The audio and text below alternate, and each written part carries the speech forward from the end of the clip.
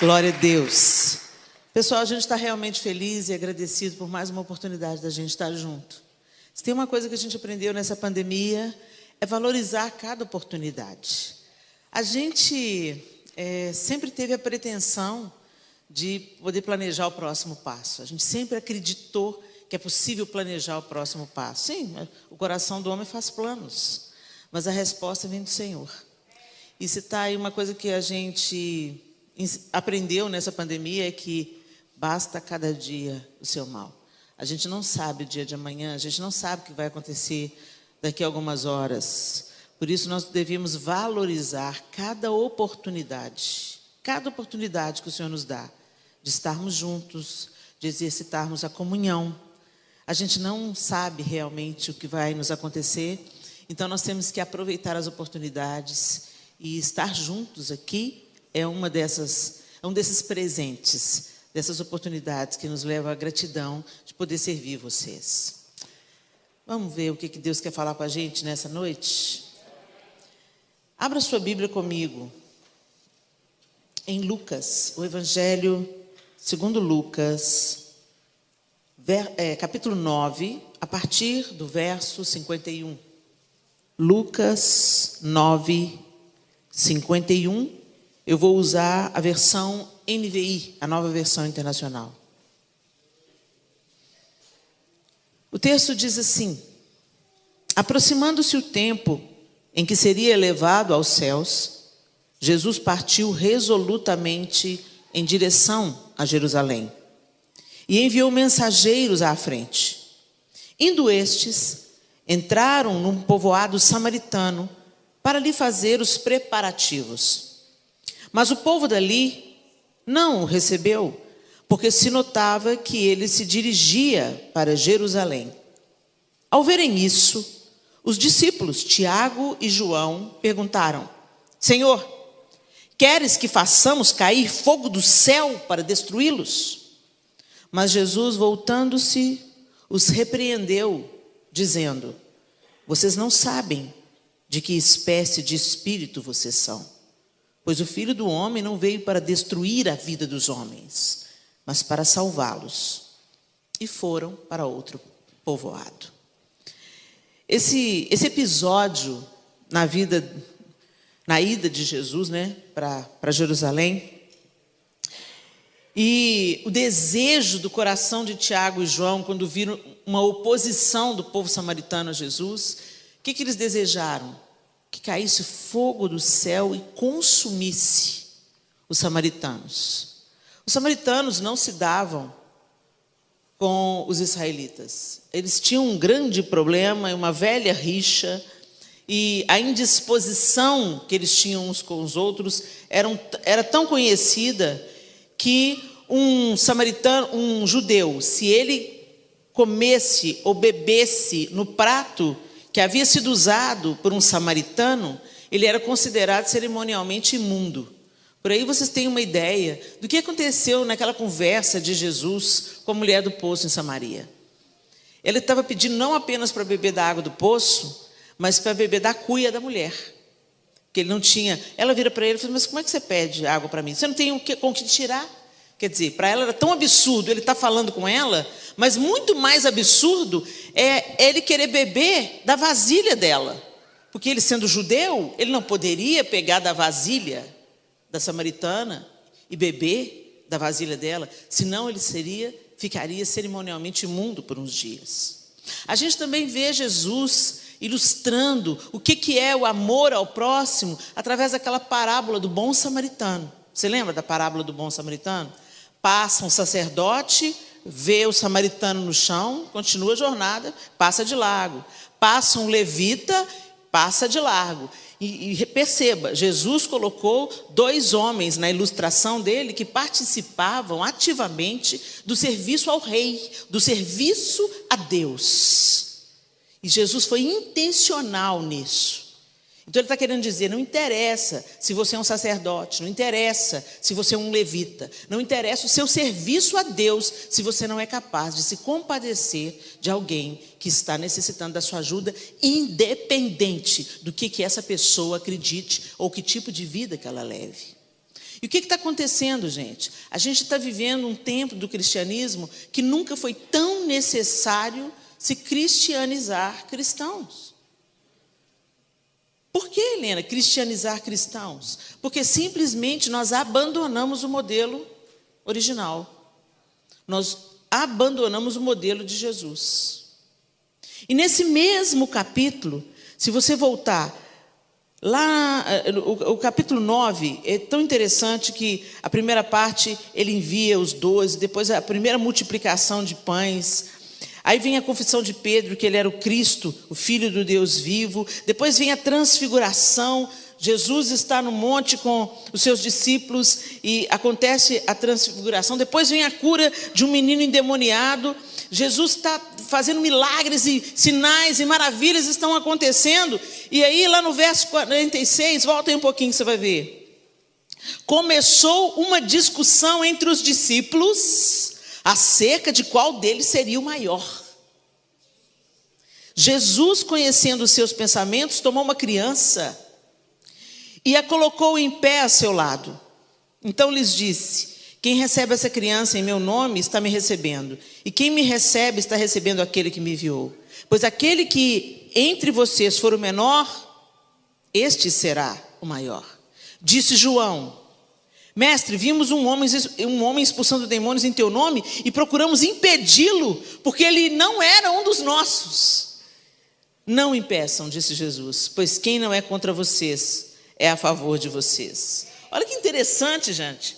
Logo antes desse episódio da oposição samaritana, Jesus está fazendo milagres, Jesus está fazendo maravilhas, mas no verso 46 começou uma discussão entre os discípulos acerca de qual deles seria o maior. Sério.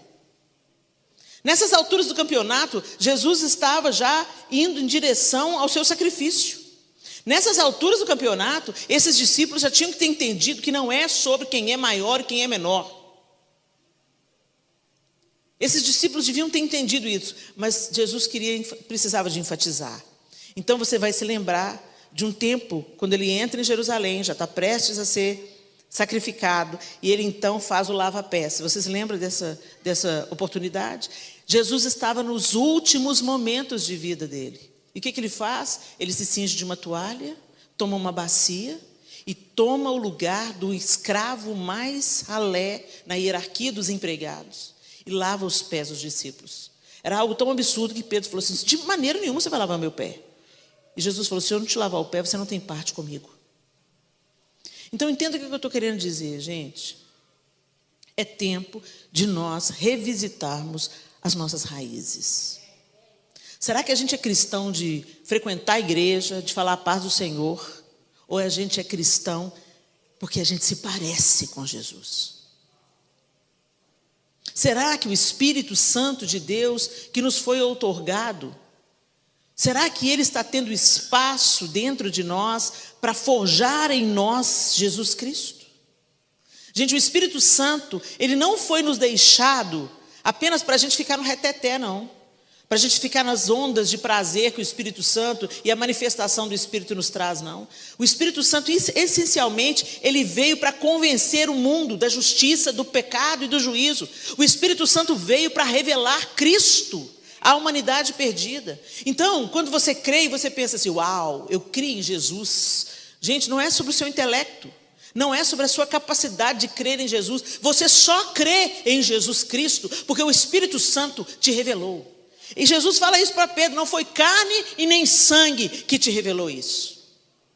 Quando ele fala: o Senhor é Cristo, o Filho do Deus vivo, Jesus fala para ele: não foi carne e sangue que te revelou isso não, Pedro. E eu estou aqui para te dizer: você está achando que você é tão especial porque, afinal de contas, você entendeu com o seu intelecto como você precisava de Deus, e agora você é superior aos outros que estão lá fora ainda sem entender, porque você entendeu. Não, gente, foi graça e misericórdia de Deus que fez o Espírito Santo apresentar Jesus a você. Só que a obra dele não para por aí. A obra do Espírito Santo é formar homens e mulheres parecidos com Cristo. O apóstolo Paulo está orando, se eu não estou enganado, pela igreja na Galácia, na sua carta aos Gálatas, se eu não estou enganada, ele diz: eu estou orando até que Cristo seja forjado em vocês. E nós estamos nessa jornada humana para que Cristo seja forjado em nós. A gente não consegue isso com o nosso esforço, não, gente. A gente consegue isso com a nossa rendição.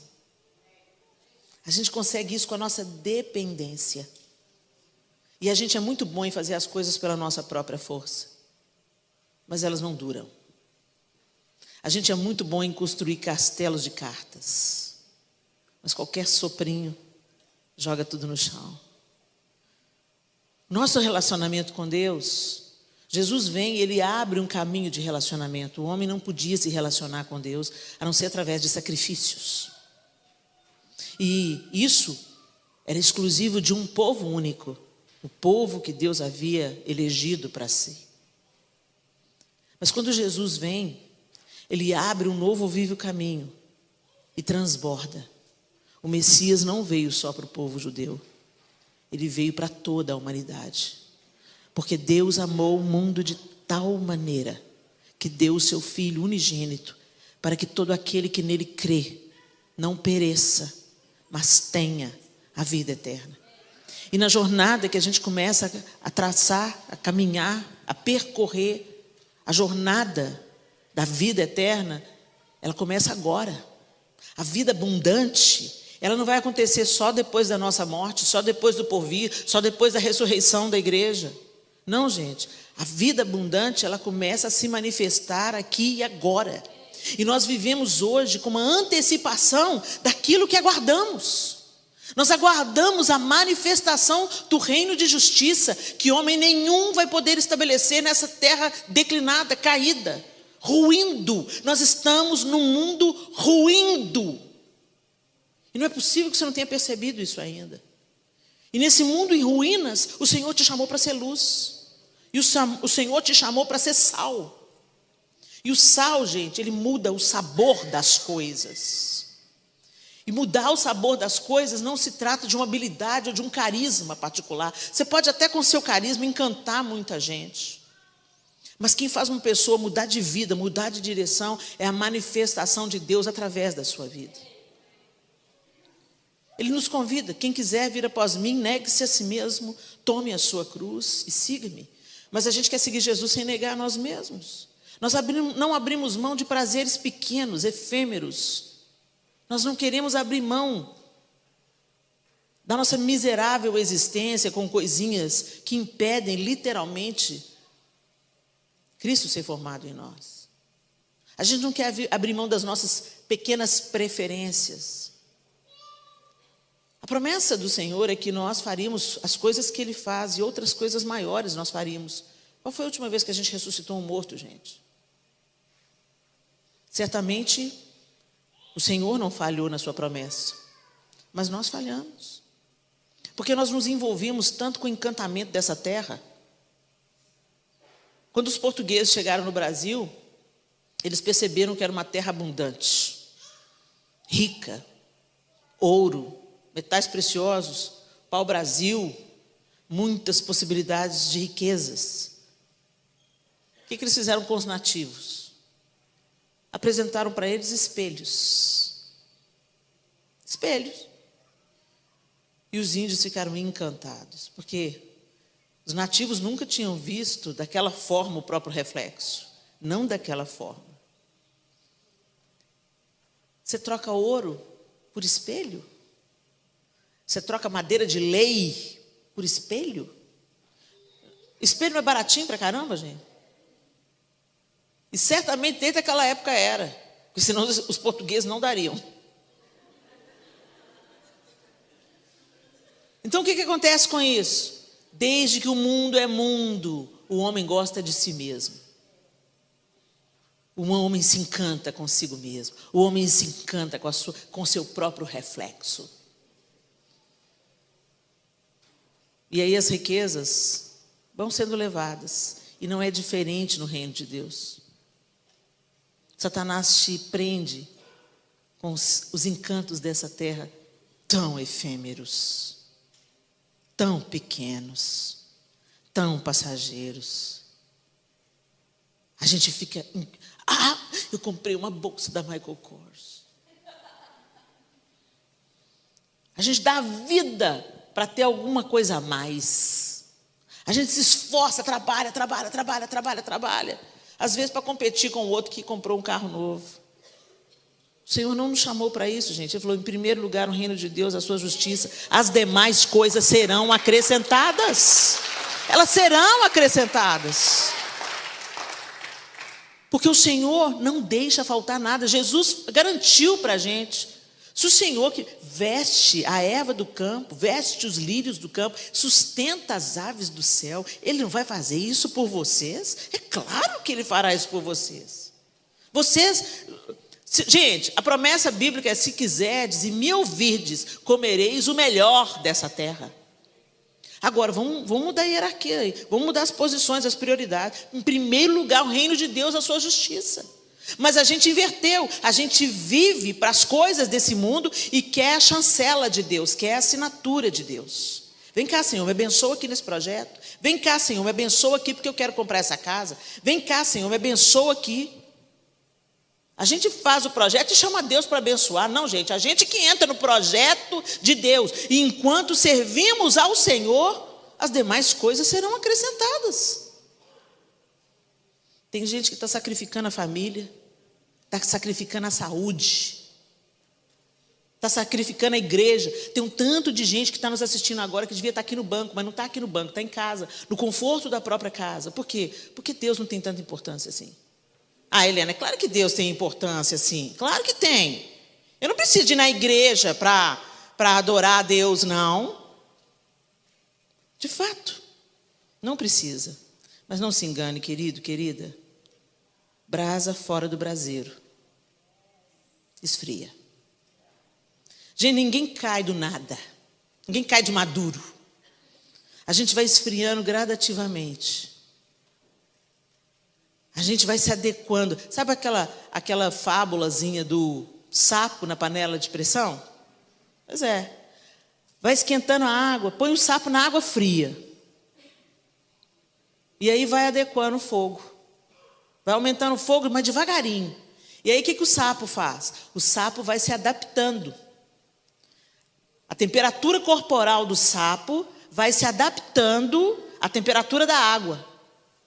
E ele vai se adaptando gradativamente. Esquenta mais um pouquinho e ele vai se adaptando gradativamente. E quando pensa que não, ele quer pular fora, porque ele percebe que está quente demais. Só que ele gastou toda a sua energia se adaptando. E assim é as pessoas que estão hoje com o Senhor, mais ou menos. Eu venho na igreja e eu pago a minha conta. Eu venho na igreja, dou meu dízimo, a minha oferta, assisto o culto. O culto. Ai, que tédio. Esse pessoal do louvor tem que melhorar, hein? Esse som tem que melhorar. Nossa, aquela igreja, gente, essa igreja tem um aspecto tão antigo. Nossa, essa música do louvor eu não gosto, não. O louvor não é para você, não, bem. O louvor é para Jesus. A gente se reúne para adorar o Senhor. A gente se reúne como uma declaração de que nós não somos suficientes sozinhos. Nós precisamos uns dos outros. Nós precisamos uns dos outros. Então, quando eu venho para a igreja, eu não venho para provar para os outros que eu sou melhor, porque eu não sou. Frequentar uma igreja não faz de ninguém superior a ninguém. Mas quando eu entendo o evangelho de Jesus Cristo, eu entendo que eu preciso da igreja do Senhor. Que eu sou parte dela, imperfeita. Uma igreja só tem hipócrita. Não, tem muita gente boa. Tem hipócrita também. Mas essa é a igreja. Quem vai fazer a separação entre o joio e o trigo é o Senhor. Então trata de ser trigo. Ninguém te constituiu juiz sobre o outro. Ah, não fica porque só tem hipócrita. Cuida de não ser hipócrita, já está bom. Já está ótimo se tiver um na igreja que não seja hipócrita. Seja sal. Faça diferença. Muda o sabor da igreja. Porque, gente, se a gente não cumprir a nossa vocação, e Jesus falou que o sal muda o sabor. Eu nunca vi ninguém falando,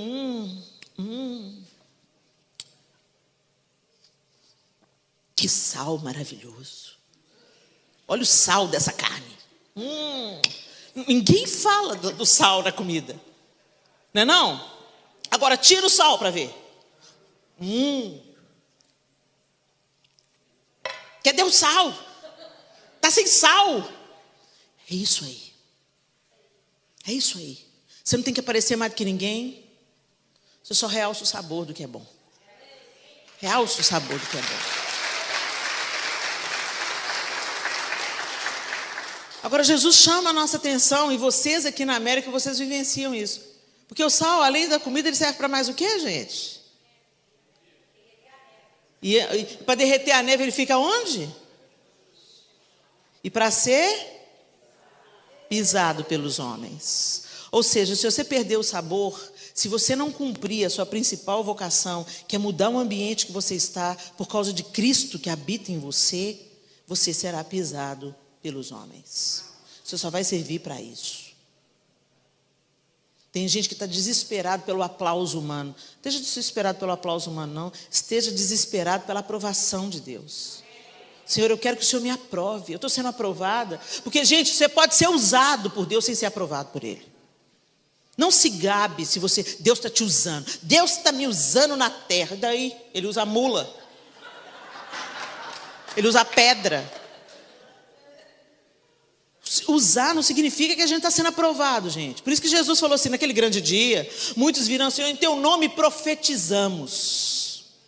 Em teu nome curamos enfermos. Em teu nome expelimos demônios. Gente, essa palavra é para crente e é crente pentecostal. Não é para crente reformado, não. Porque os crentes reformados não acreditam em expelir demônio. Profetizar. Isso é para crente pentecostal, né? Pentecostal ou associados. Ou seja, é nós.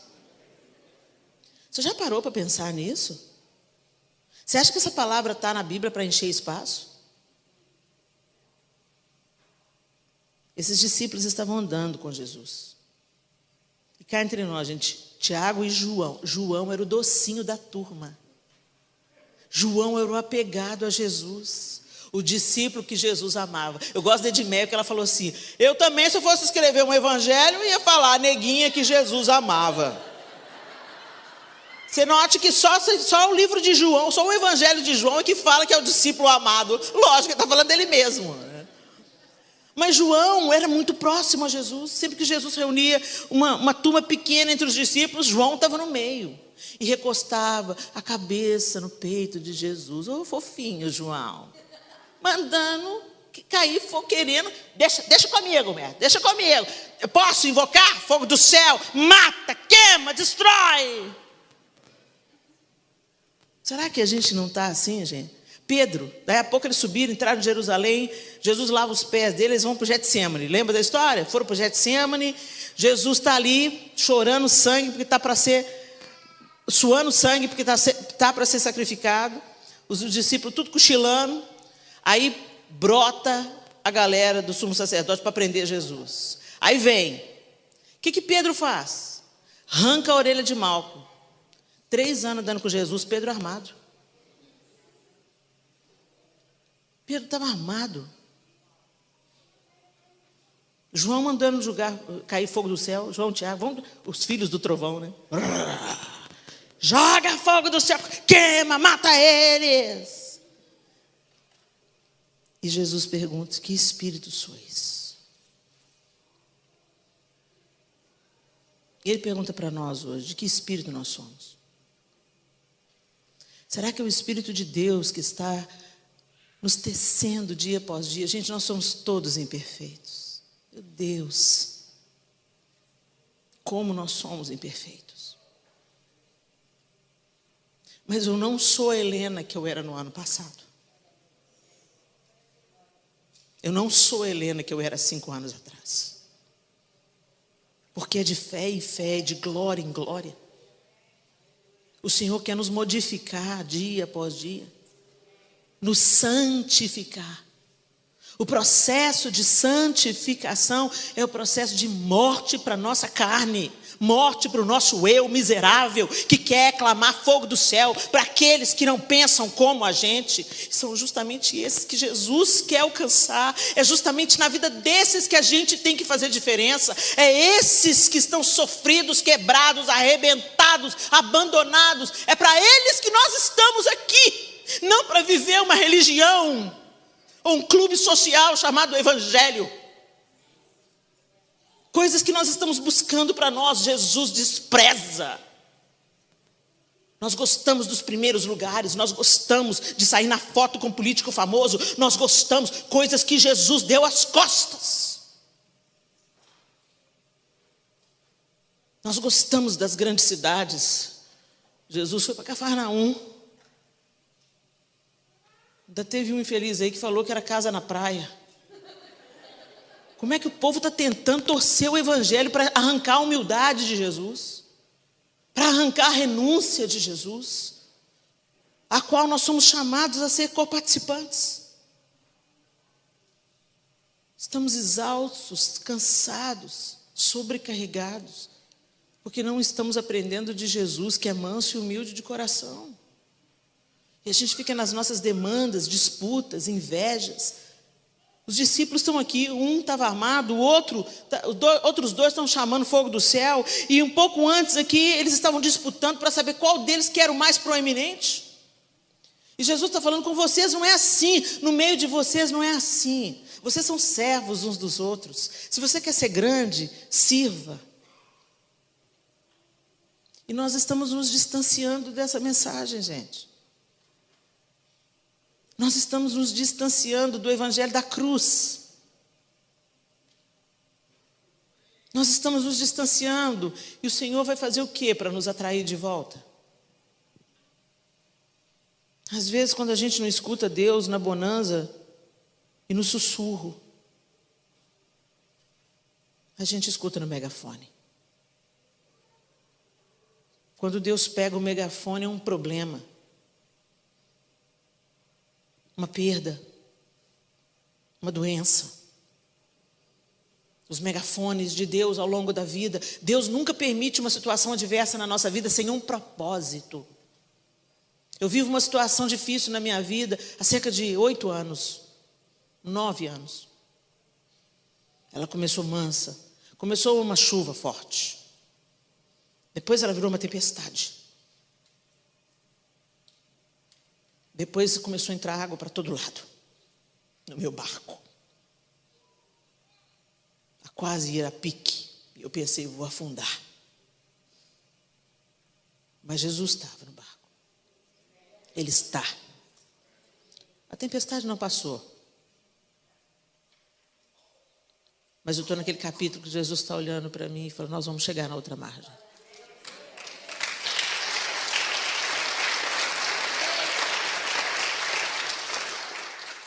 Agora eu posso te dizer, eu posso testemunhar com a minha vida, nesse tempo de tempestade, como o Senhor tem me ensinado. Como Ele abaixou meu topete. Como Ele me ensinou que eu não tenho que me orgulhar de absolutamente nada, que tudo que eu recebo é graça. Teve uma vez, há uns anos atrás, que uma pessoa que eu gosto muito viajou com o João e um dos nossos filhos, o Miguel.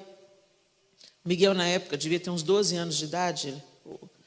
Ele era bem menor, era um menino ainda.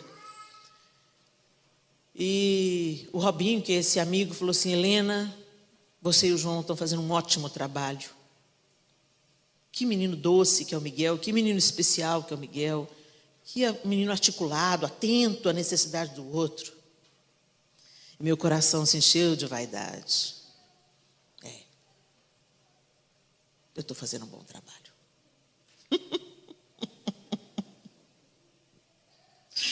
Aí a água entra por todo quanto é lado do barco. E Jesus fala, quem está fazendo o trabalho sou eu. Você é meu instrumento, Helena, seja fiel. Mas tudo que você recebe é graça e misericórdia todos os dias.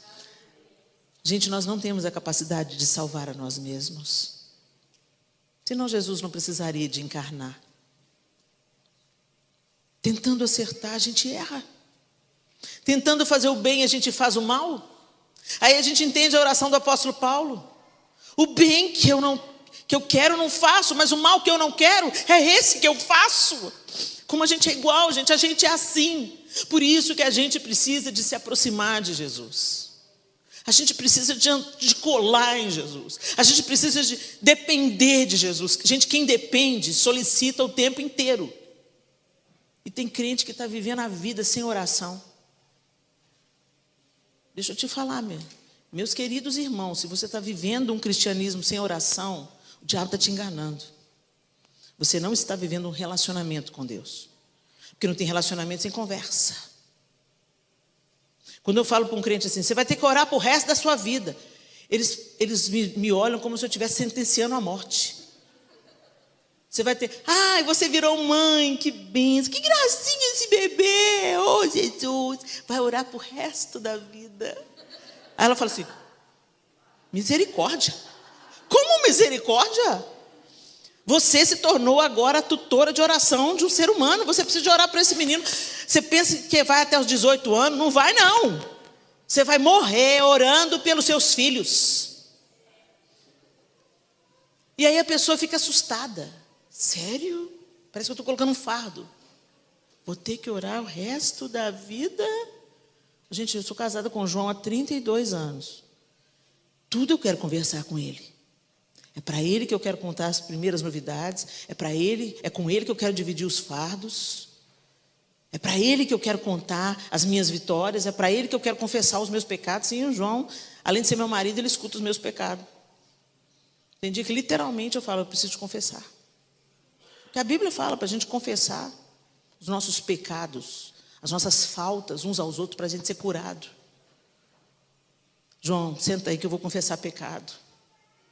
E é aquele cara que me escuta, depois estende a mão, ora por mim, me abençoa. Me ajuda às vezes a falar com Deus. Me perdoa, Senhor. Isso é relacionamento. Jesus veio, não foi para fundar uma religião, não. Jesus veio para religar um relacionamento que estava quebrado pelo pecado. Ele veio fazer reconciliação. E na reconciliação, a gente faz as pazes com Deus. E se estamos em paz com Deus, conversamos com Ele, contamos para Ele. E não é aquela oraçãozinha rebuscada que você faz assim, ó, amantíssimo Deus, eterno Pai, em cuja presença, Senhor, nos encontramos. Você acha que você impressiona Deus com a sua oração rebuscada? Deus conhece seu coração peludo, você tendo inveja do outro, você cobiçando a outra. Você acha que você engana Deus? Não engana, a gente não engana Deus, mas a gente tenta, ou a gente pensa que a gente engana. O Senhor nos despreza o coração quebrantado, contrito, rasga o coração. Senhor, olha, põe as duas mãos em mim, senão eu vou dar voador em alguém. Me impeça aqui, Senhor, porque hoje eu estou com o meu coração peludo, Jesus. Estou com um ódio, garrei um ódio, Jesus. E eu não sou desse espírito do ódio. Eu sou do Espírito Santo, do amor. Vem cá, Espírito Santo, me transforma em semelhança de Jesus. Porque tem muita gente para ser tirada do inferno, gente. Tem gente que está quebrada, com a vida destruída. Mas quando ela olha para os cristãos, elas veem a última pessoa que elas querem partilhar a dor na vida. Por quê? É aquele povo que tem o rei na barriga. É aquele povo que tem o nariz empinado. É aquele povo que acha que é melhor do que todo mundo. É aquele povo que acha que é mais limpinho. Não, gente. A gente é tudo igual, a graça nos nivela. A diferença é que a gente entendeu que há perdão, há reconciliação, e a gente agora caminha no caminho contrário da maioria. A maioria está indo para a porta larga, e a gente está buscando a porta estreita. Ou não, né, gente? Tem os crentes da porta larga também.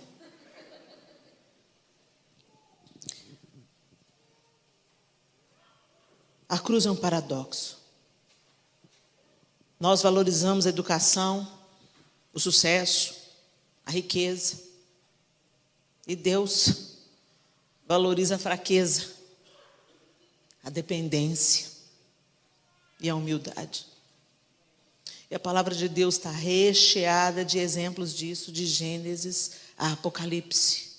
Mas sem dúvida nenhuma, o maior exemplo próprio Jesus. Ele não nasceu em Jerusalém. Ele não cresceu em Jerusalém. Ele não andou com a elite religiosa.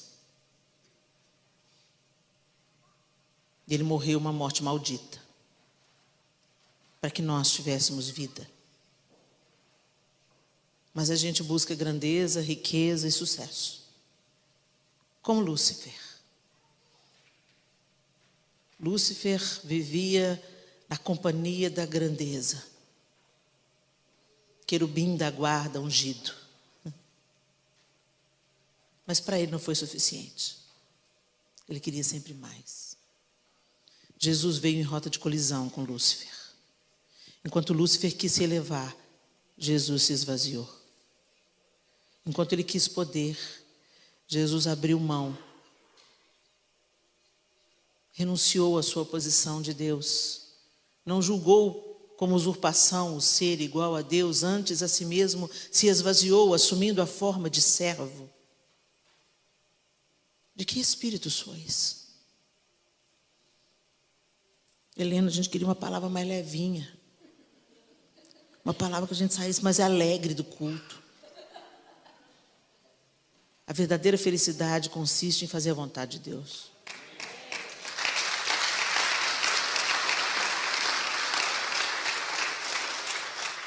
Agora, João experimentou alguma coisa. Ele antes queria que o fogo caísse do céu, vocês lembram? Mas lá em 1 João 2, de 3 a 11, ele diz assim: sabemos que o conhecemos, se obedecemos aos seus mandamentos. Aquele que diz, eu o conheço, mas não obedece aos seus mandamentos, é mentiroso, e a verdade não está nele.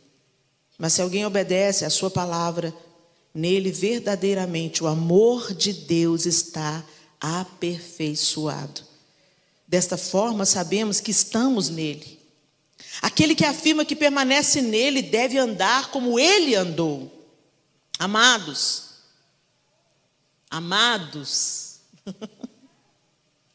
não escrevo a vocês um mandamento novo, mas um mandamento antigo que vocês têm desde o princípio, a mensagem que ouviram. No entanto, o que escrevo é um mandamento novo, o qual é verdadeiro nele e em vocês, pois as trevas estão se dissipando e já brilha a verdadeira luz.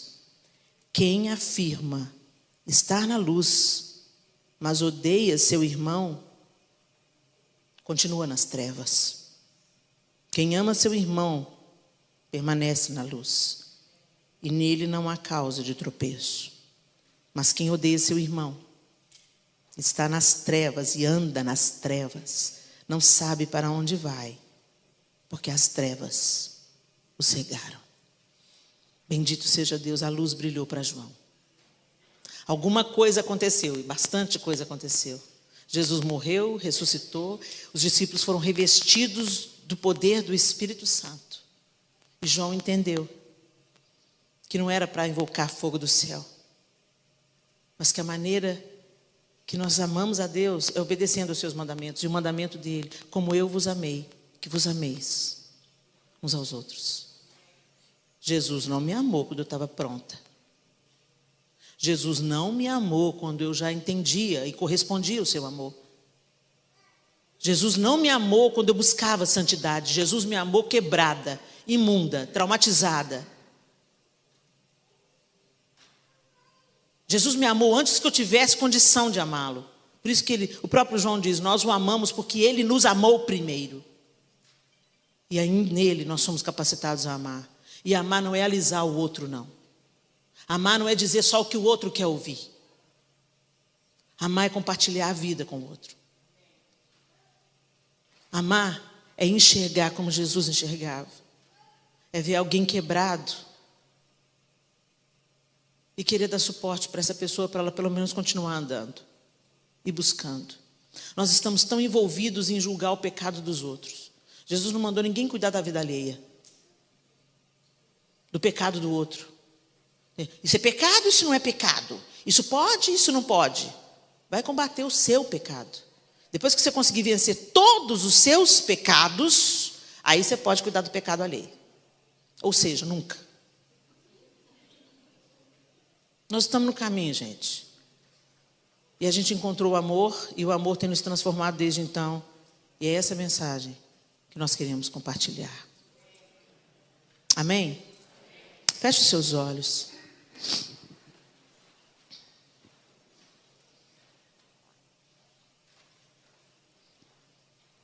Talvez tenha algumas pessoas que você está querendo secretamente no seu coração que venha fogo do céu. Ó Senhor, mata ele, destrói ele. Eu vou contar uma coisa, lá no Brasil a coisa está difícil, hein? Está difícil lá.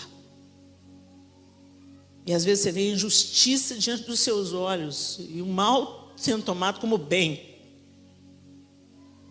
E você tem vontade de desejar que fogo caia do céu. Mas o nosso desejo seja que salvação venha do céu.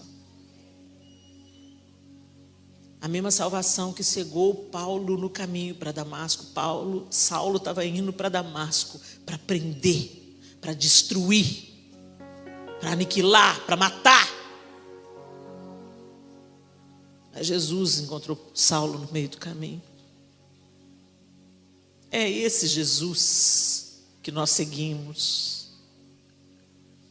É a esse Jesus que não matou Saulo, mas levantou Paulo como profeta e discípulo aos gentios.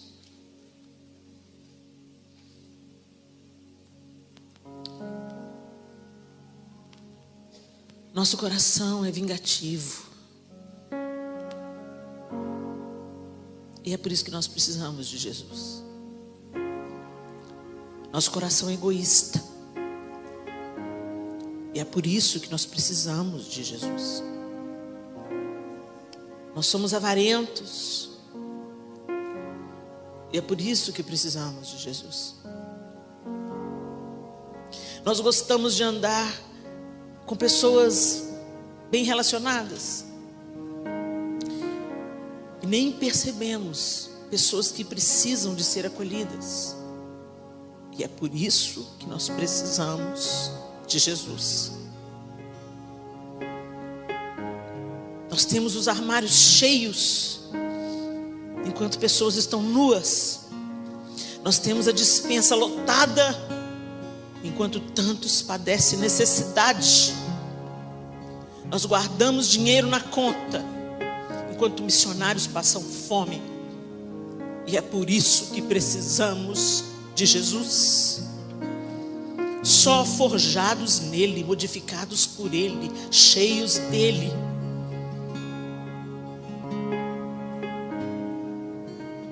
é que o nosso propósito será de fato cumprido. Aí sim seremos cristãos. Nós não nos tornamos cristãos por frequentarmos uma igreja cristã.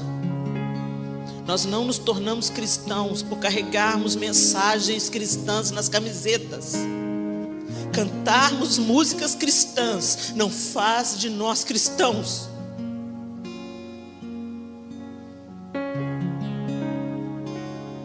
Nós conseguimos gozar de paz, alegria, enquanto pessoas estão perdendo tudo que tem na Ucrânia. Nenhuma oração a gente ora por aquele povo. E é por isso que nós precisamos de Jesus. Eu sou a videira verdadeira e vocês são os ramos.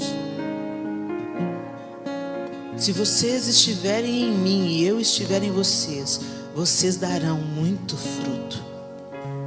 Porque sem mim nada podeis fazer. Oh Jesus,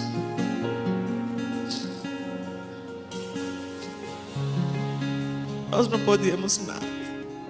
Sem o Senhor nós não podemos nada. Nós somos incompletos e imperfeitos. Nosso coração é cobiçoso, egoísta. Mas quando o Senhor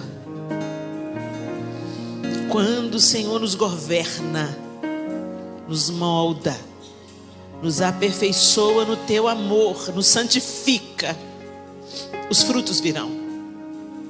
O amor, a alegria, a paz, a longanimidade, a benignidade, a bondade, o domínio próprio, os frutos do Espírito florescerão naqueles que estão conectados em Ti. Por isso nós te pedimos, Senhor Jesus, perdoa-nos. Perdoa-nos. Porque nós frequentamos a igreja. A gente é dizimista, ofertante. A gente frequenta a célula. A gente está andando no meio dos crentes. Mas o amor, a alegria, a paz, a longanimidade, a benignidade, a bondade, o fruto do Espírito está escasso em nós. E essa é a evidência de que nós temos nos tornado religiosos, Senhor, e não dominados pelo Teu Espírito. Nós estamos como João e Tiago, naquela subida para Jerusalém. Mas nós queremos mudar como João mudou. Nós queremos que a sua morte, a sua ressurreição e o Teu Espírito Santo em nós mudem de fato a nossa trajetória, como mudou a desses homens. Oh Jesus, faz essa obra em nós.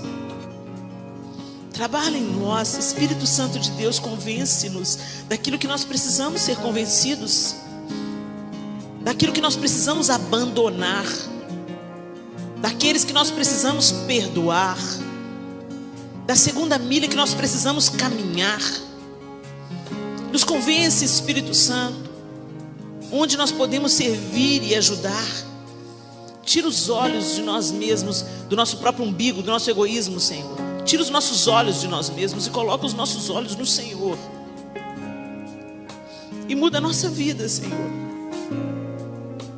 Que a partir desse dia, desse domingo, que o Teu Espírito Santo tenha mais e mais e mais e mais espaço em cada um de nós aqui, para trabalhar, para santificar, para aperfeiçoar, de fé em fé, de glória em glória, até aquele grande dia, Senhor, onde nós te veremos. E aí sim, seremos como o Senhor é. Mas até lá, que a cada dia,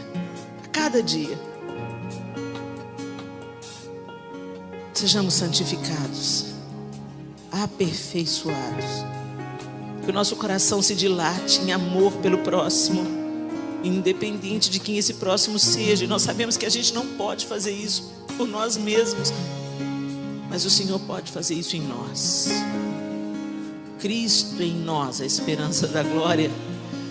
Por isso nós te pedimos, Jesus, que a Tua seiva nos nutra, que os Teus frutos venham para a glória do Teu próprio nome, para a expansão do Teu reino sobre a terra, e para que muitos que precisam ser alcançados pelo Teu amor